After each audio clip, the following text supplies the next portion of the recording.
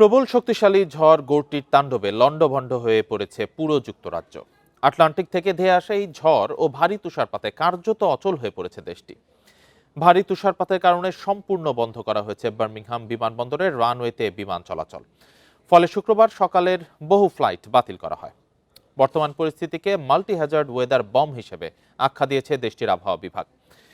দক্ষিণ উপকূলে আঘাত হানা এই ভয়াবহ ঝড়ের কারণে জারি করা হয়েছে প্রাণহানির সতর্কতা। তুষারপাত ও প্রতিকূল আবহাওয়ার কারণে শুক্রবার কয়েকশো স্কুল বন্ধ ঘোষণা করা হয়েছে। তুষারপাতের কারণে ব্যাহত হচ্ছে যান চলাচল। ন্যাশনাল গ্রিডের তথ্য অনুযায়ী শুক্রবার দুপুর পর্যন্ত বিদ্যুৎহীন অবস্থায় রয়েছে অন্তত ৭০,০০০ ঘরবাড়ি। দুর্যোগের কারণে প্রাথমিকভাবে অন্তত ৫০০ মিলিয়ন পাউন্ডের আর্থিক ক্ষতির আশঙ্কা কর্তৃপক্ষের।